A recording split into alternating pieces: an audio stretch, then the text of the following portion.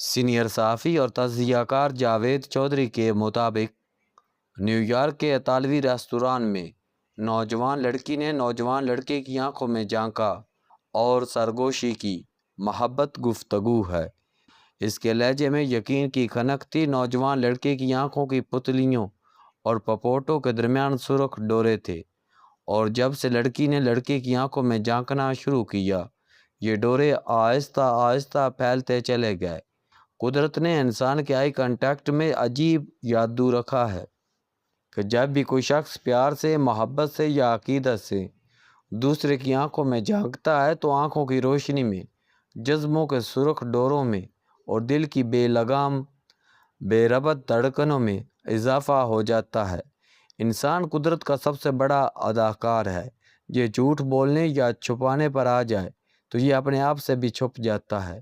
یہ خود سے جھوٹ بول لیتا ہے۔ یہ اتنا بڑا اداکار ہے، یہ دل کی بات بھی اپنے دماغ تک نہیں پہنچنے دیتا، اور یہ اپنا منصوبہ اپنے دل پر بھی آشکار نہیں ہونے دیتا، لیکن یہ اپنی آنکھوں سے نہیں چھپ پاتا۔ انسان کی آنکھیں وید عضو ہیں جو چھپا نہیں سکتی، جو جھوٹ نہیں بول پاتی۔ انسان کیا سوچ رہا ہے یہ سیکنڈ کے ہزارویں حصے میں اس کی آنکھ میں آ جاتا ہے، اور یہی وجہ ہے دنیا کے تمام جانور انسان کو اس کی آنکھ سے سمجھتے ہیں۔ انسان کے سامنے شیر کھڑا ہو یا چڑیا، تمام جانور اور پرندے انسان کی آنکھ میں جھانکتے ہیں اور فوراً اس کی ذات کے ساتھ پردوں میں چھپی حقیقت تک پہنچ جاتے ہیں۔ انسان جس قدر شیطان، بد فطرت اور مکار ہوتا ہے، جانور اور پرندے اس سے اسی قدر دور ہٹتے جاتے ہیں، جبکہ پرندے، جانور اور درندے بغیر ڈرے، بغیر جھجکے نیک لوگوں کی پلیٹ سے بوٹی تک اٹھا لیتے ہیں۔ یہ ان کے کاندھوں پر بیٹھ کر دانا چگتے ہیں اور انہیں ذرا بھر جھجک اور خوف محسوس نہیں ہوتا۔ کیوں؟ کیونکہ یہ برے انسان اور اچھے انسان کو اس کی آنکھوں سے پڑھ لیتے ہیں۔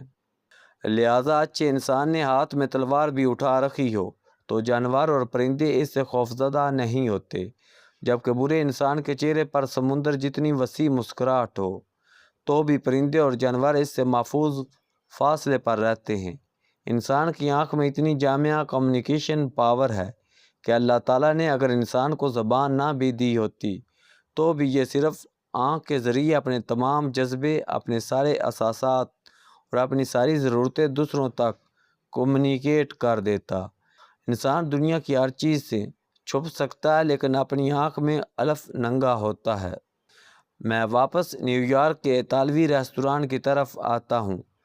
لڑکی لڑکی تھی، لہٰذا وہ دنیا کی تمام لڑکیوں کی طرح گفتگو کو محبت سمجھ رہی تھی۔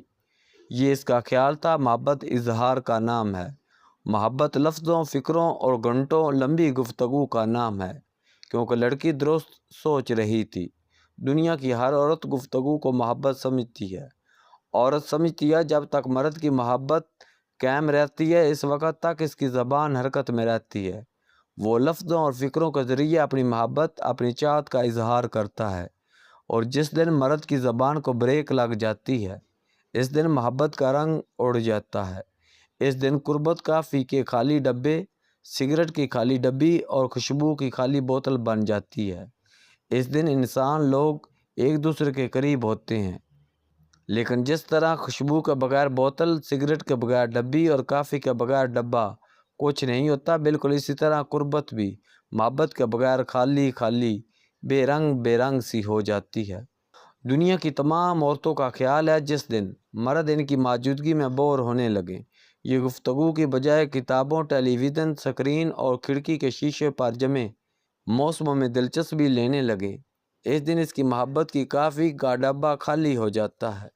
اور جس دن عورت ماں کی طرح بیہیو کرنے لگے، اسے مرد کی جگہ چھتری، ٹفن، آٹے کے کنستر اور تار پر لٹکے کپڑوں کی زیادہ فکر ہونے لگے، اور وہ شام کی چائے کے دوران کریلوں کا نرخ ڈسکس کرنے لگے یا اسے سیمنٹ کی مہنگائی کی ٹینشن ہونے لگے، اس دن عورت کی محبت کی بوتل بھی خالی ہو جاتی ہے۔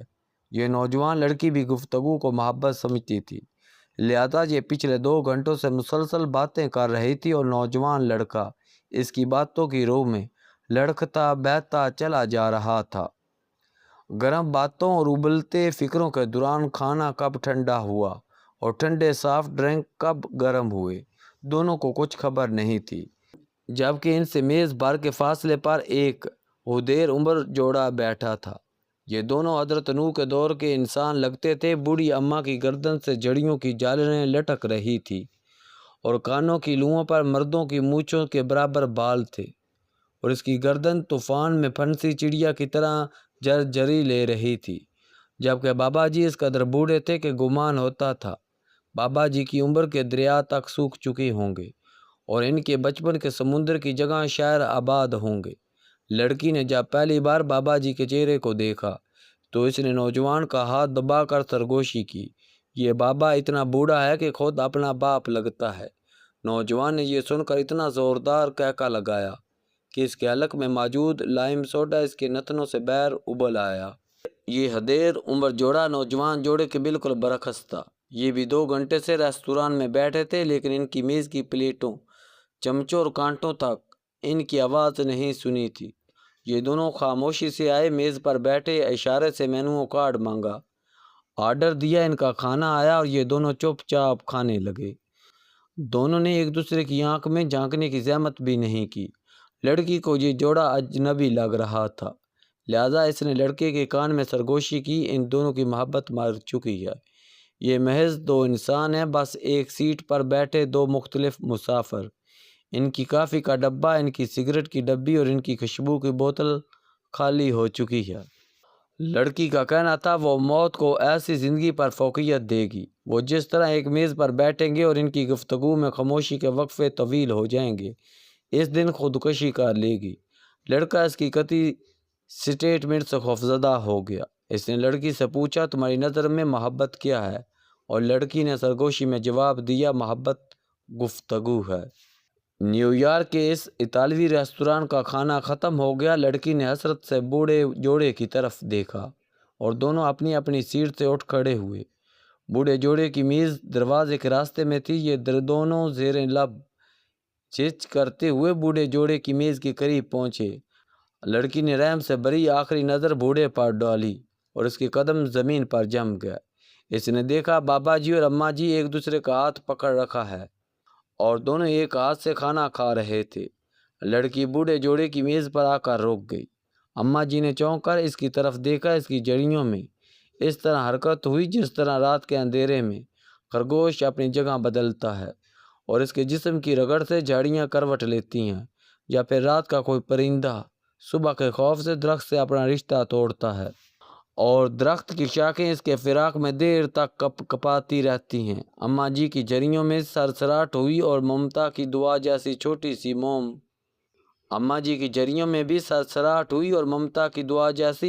سی موم سی مسکراہٹ اس کے چہرے پر آ گئی۔ اس نے پپولے منہ سے لڑکی کو سدا سہاگن کی دعا دی۔ دعا کی تائید میں بابا جی نے بھی سر ہلایا اور دونوں کو گڈ نائٹ کہہ دیا۔ لڑکی بھاری قدموں سے ریستوران سے باہر نکلی۔ باہر سڑک پر شور بھی تھا اور روشنیوں کا سیلاب بھی۔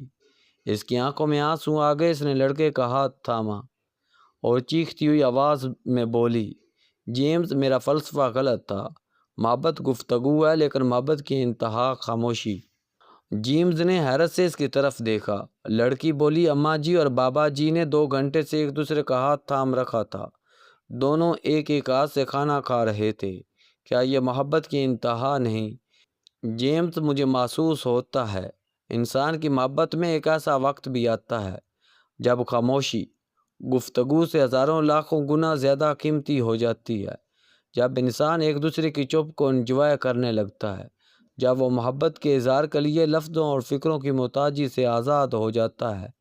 جیمز نے ہاں میں گردن ہلائی اور نرم آواز میں بولا، ہاں جی، وجہ یہی ہے انسان جب تک اللہ کے دربار میں لفظوں اور فکروں کے کشکول لے کر جاتا رہتا ہے، اس وقت تک اس کی دعائیں قبول نہیں ہوتی، لیکن جس دن اس کی دعائیں، اس کی التجائیں گونگی ہو جاتی ہیں، وہ حسرت سے آسمان کی طرف دیکھتا ہے اور زمین کی طرف سر جھکا دیتا ہے۔ اس دن اللہ تعالیٰ اس کی ساری التجائیں سن لیتا ہے۔ جیمز رکا اور اس نے کہا، شاید یہی وجہ ہے دنیا کی تمام مقدس عبادت گاہوں میں خاموشی ہوتی ہے، کیونکہ محبت، عقیدت اور عبادت کی دنیا میں لفظ اضافی ہوتے ہیں۔